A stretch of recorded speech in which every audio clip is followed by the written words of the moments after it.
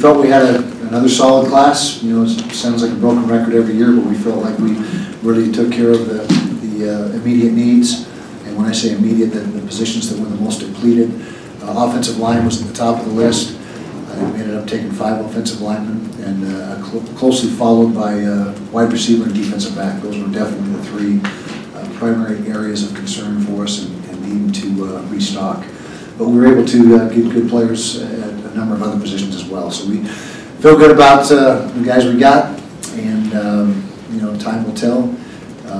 You know, how they pan out, and what you know, who excels and who makes that transition to Division I football, and you know, just like every year. So there are some big time players in the state, and you know, our number 1 objective every year is to try to keep, you know, as much talent in the state as we can in state coming to our place, and we were able to come away with some really good players in this year's class, and also have some guys that just returned off missions from in-state in this year's class.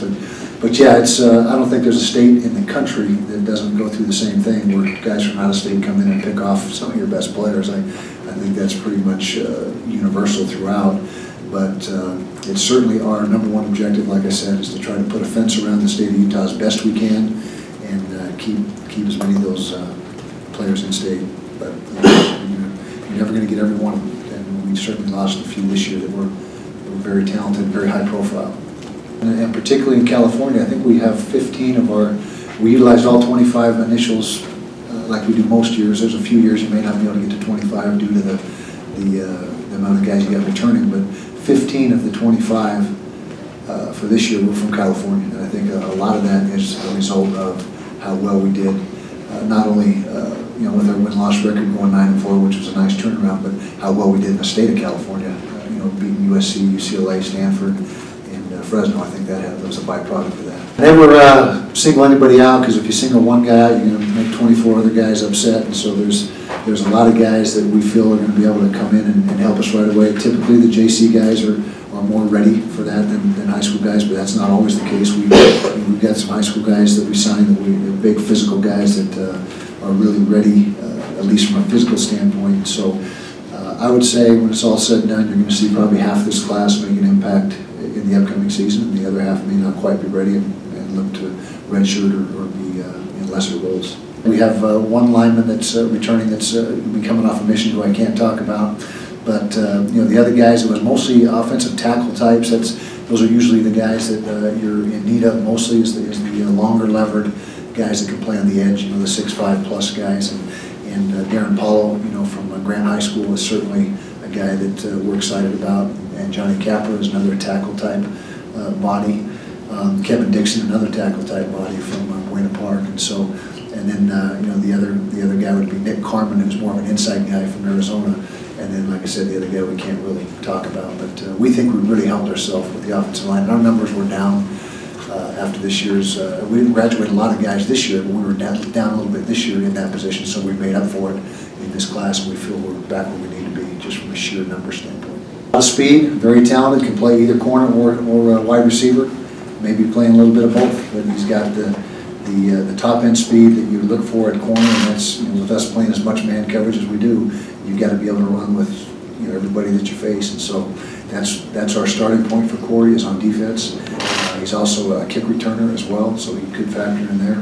But really, just the sheer speed and athleticism that he possesses is what attracted us to him.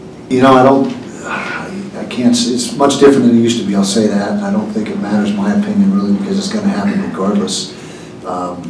I think it's great when the fans get involved. I think that is usually a positive thing. I guess there are times when maybe it can work against you a little bit, but our fans are great, and from what I know and what I've been made aware of, they're very supportive in helping us show support for the players that we're recruiting. And you know, I don't understand all the mediums that they're using out there, but I know that they're involved far more so, and just in the last few years that's really changed. And so. But it's here to stay. Well, first of all, it's tough to recruit and try to fill staff out at the same time, but that's the nature of college football. You know, once in a while you can make a hire right, you know, right when you have the change, and not go through a search, if you will.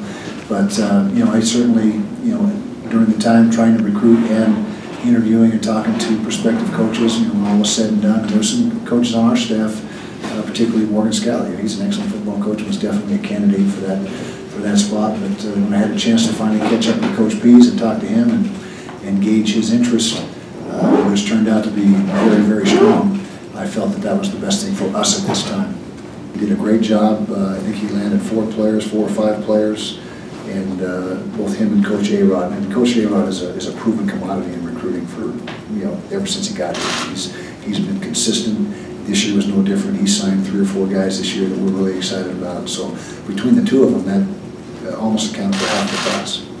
And primarily in charge of the throw game, where Jim will be on the sidelines, and really the run game and pass protections. And so I think it's a very workable situation. Both guys are very, very good coaches, and I think we got a good situation there. We promoted Coach Erickson to assistant head coach. We still have the tight end spot open on offense. We'll probably look to fill that. We'll look to fill that within the next week to 2 weeks max, so sometime in that time frame. Defensively, brought in Coach John Pease to coordinate the defense as well as coach the defensive line. And then we brought in Justin Enna from Weber State, where he was the coordinator, and prior to that, coordinator at Southern Utah for a few years to coach the linebackers. So we're all set on defense, and like I said, we just need the tight end coach position filled to round out the staff. With the Oregon State guys? Yeah. Yeah, I thought they obviously are guys that I have a lot of respect for. I mean, they did, particularly Kalani was with us for a long time, and he's a very good recruiter, as is Coach Tuiaki, and of course Gary's a good friend of mine. And so they were able to put together a pretty good class given their circumstances, and I don't think that there was anything that surprised us in that with that situation there, as opposed to what we were doing here with the recruits. The guys that may have ended up there didn't surprise us at all.